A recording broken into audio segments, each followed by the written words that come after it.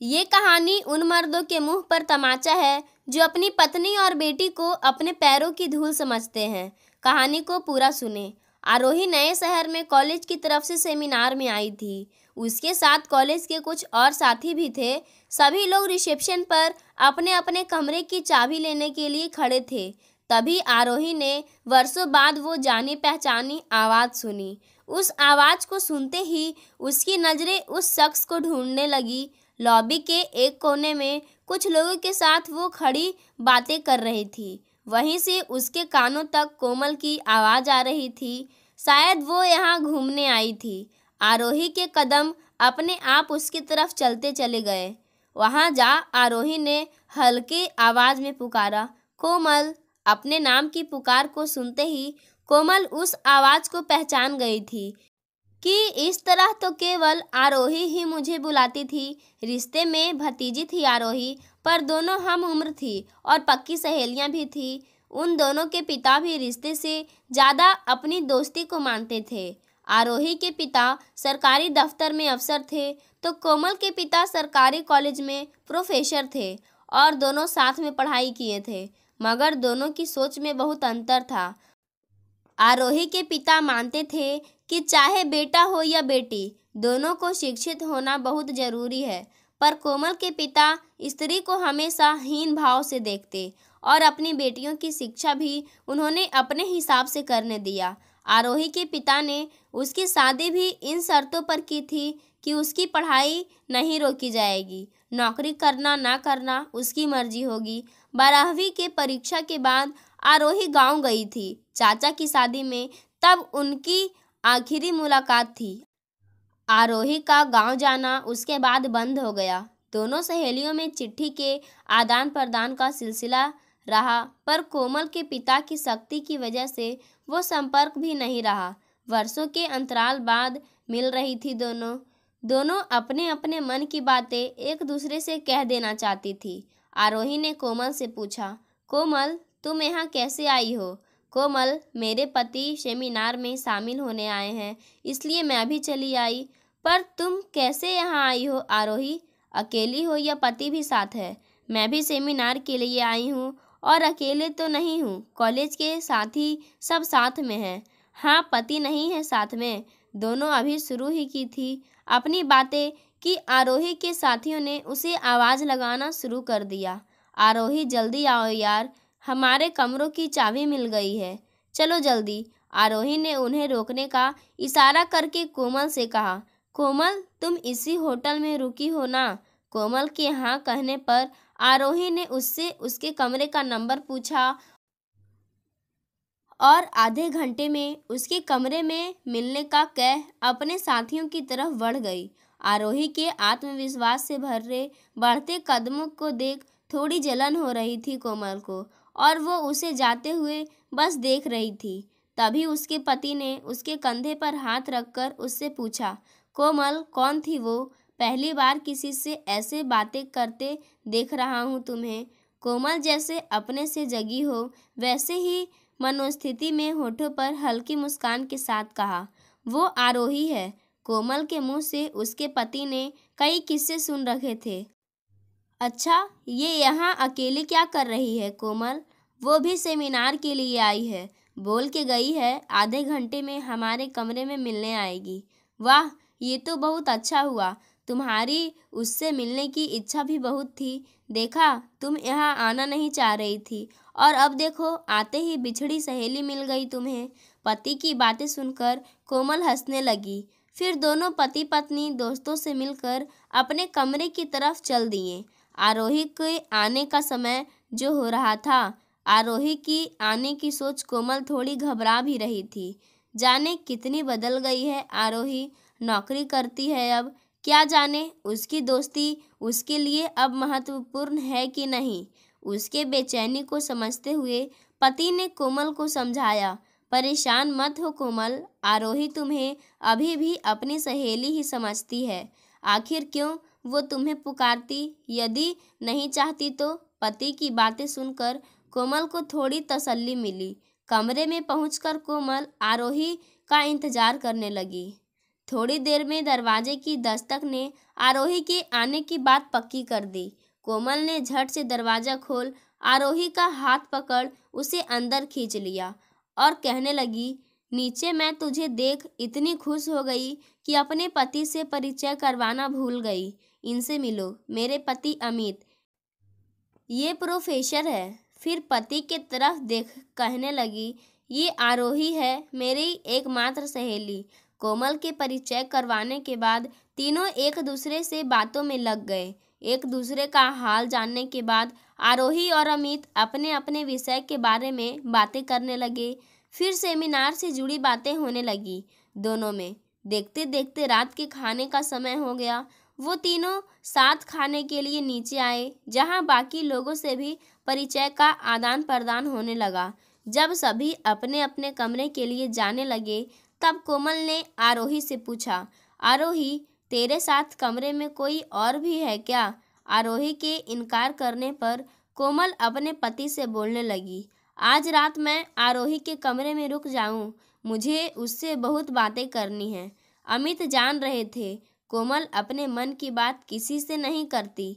आरोही ही है जिससे कोमल अपनी बात कहना चाहती है। उन्होंने हंसते हुए कहा, हाँ भाई, अब तो आप हमें कहाँ पूछेंगी, सहेली जो मिल गई है। जाइए, वैसे भी मुझे सुबह सेमिनार में जो पेपर देना है उसकी तैयारी करनी है। आप निश्चिंत होकर जाइए। आरोही दोनों पति पत्नी की आपस की बात सुन अमित की समझदारी पर खुश हो रही थी। उसे लग रहा था कि उसकी दोस्त खुश है अपनी जिंदगी में। आरोही और कोमल आरोही के कमरे में रात्रि विश्राम के लिए कपड़े बदलकर आराम से बिस्तर पर बैठ गई। तब आरोही ने अपने अंदर के सवालों के कोमल के सामने रखा। अब बतला कोमल, कैसी है तू? कोमल जैसे आरोही के पूछने की राह देख रही थी। वर्षों से अपने अंदर दबा रखा हर दर्द आज वो आरोही को कहकर हल्का हो जाना चाहती थी। कोमल की आंखें शून्य में देखने लगी। क्या बतलाऊं तुझे, मेरे घर के हालात तो तुझे पता था। पिताजी ने माँ को भी कभी इंसान का दर्जा दिया ही नहीं। वो तो बस रात में उनकी शारीरिक भूख मिटाने की साधन थी। जब तब छोटी छोटी बातों पर उनसे मारपीट करना आम बात थी। कौन कह सकता था कि वो एक पढ़े लिखे इंसान थे जो कॉलेज में प्रोफेसर थे। 10वीं की परीक्षा के बाद ही उन्होंने मेरा घर से बाहर निकलना बंद कर दिया था। तुम जब गांव आई थी तो मुझे तुमसे मिलने नहीं दिया था। मुझे अपने पसंद के विषय पढ़ने से मना कर दिया। मेरे जिद करने पर मुझे तो नहीं, माँ को बहुत मारा, ये कहकर कि तुम्हारे सह पर ऐसा कर रही है वो। फिर मैंने मन मार लिया और फिर अपनी सारी पढ़ाई प्राइवेट से ही की। तुम सबका गांव आना छूट गया था, इसलिए तुझे पता नहीं होगा। जब मैंने ग्रेजुएशन कर ली तो सभी पिताजी पर दबाव देने लगे मेरी शादी के लिए। और आरोही, सच कहूँ तो मैं भी उस नरक से निकलना चाह रही थी। पिताजी रोज माँ को मारते, बहनों डर से सहम कर कोने में दुबकते, छोटे भाई को अपनी बड़ी बहनों पर हाथ उठाते देख थक गई थी मैं। आरोही की स्तब्धता देख कोमल बोल उठी, ऐसे आश्चर्य क्यों कर रही हो? बबलू को पिताजी ने पूरी छूट दे रखी थी मारने की। वो जिसे चाहे मार सकता था, आखिर बेटा था उनका, संपत्ति इतनी थी जो चाहे करे। कोमल की बातें सुन आरोही सदमे में थी। छोटे में जब भी गांव गई कोमल के यहाँ खाना जरूर रहता था उसका और माँ का। चाची कितने मधुर स्वभाव की सुघड़ गृहिणी थी, कितनी चीज़ें बनाना सीखा था माँ ने उनसे।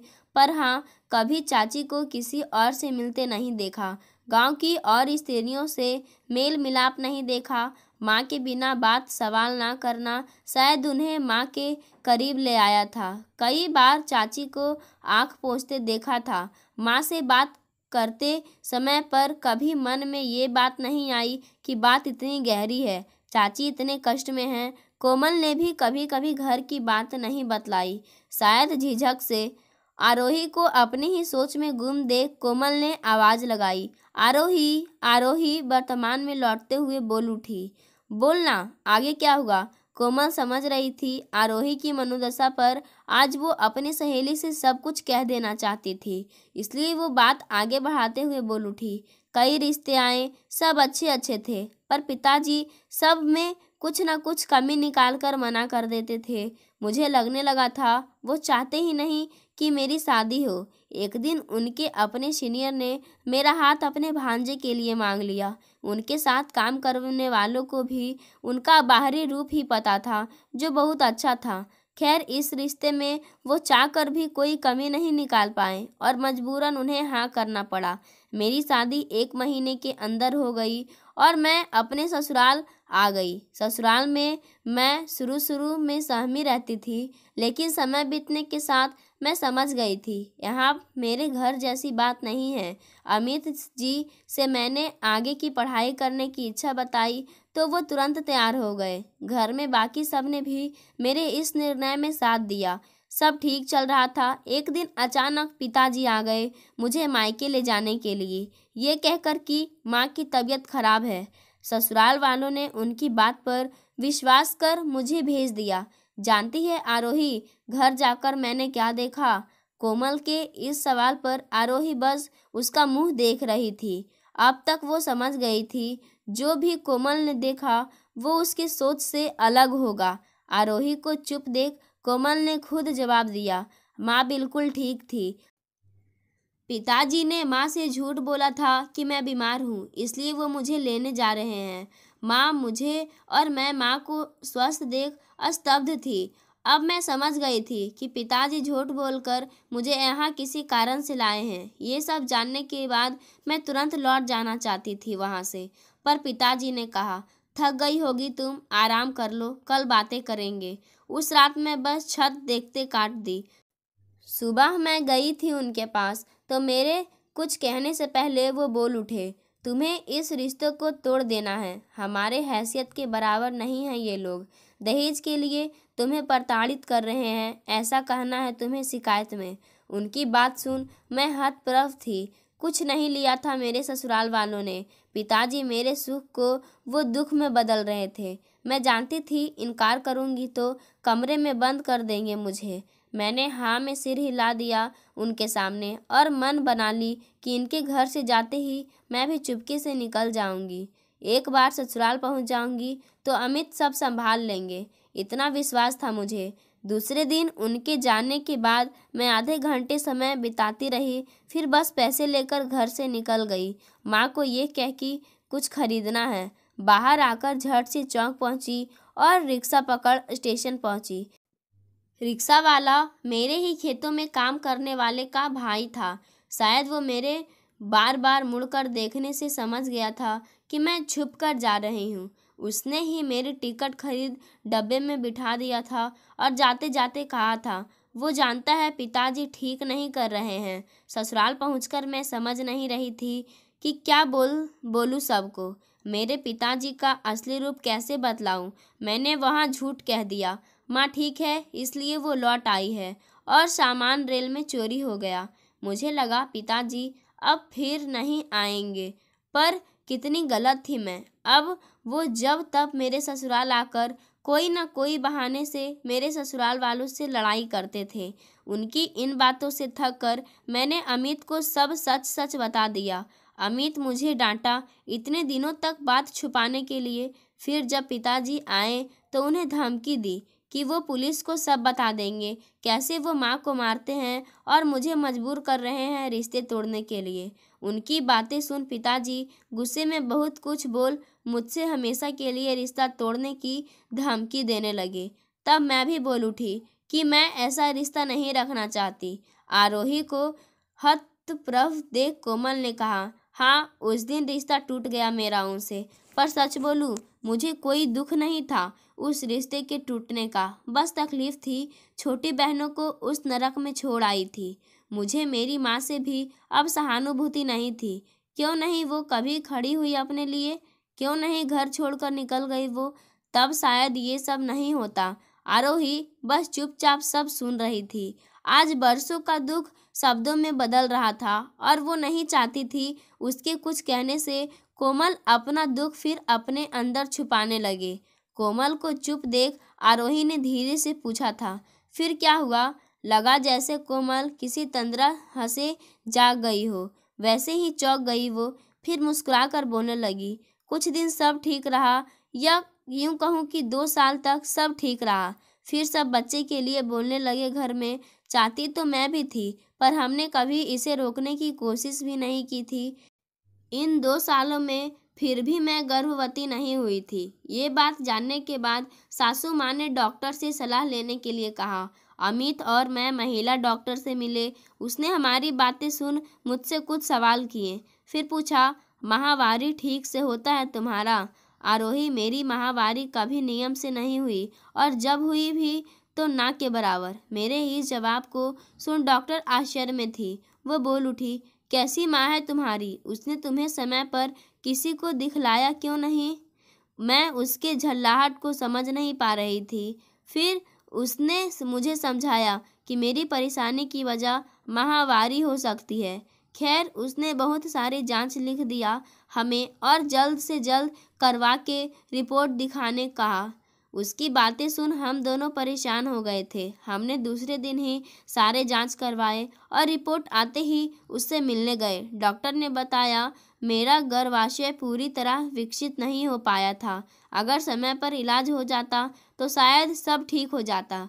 ये सुन मैं बिल्कुल टूट गई। अमित ने बहुत जगह दिखलाया इस उम्मीद में कि शायद कुछ हो जाए अब भी, पर ऐसा संभव नहीं था।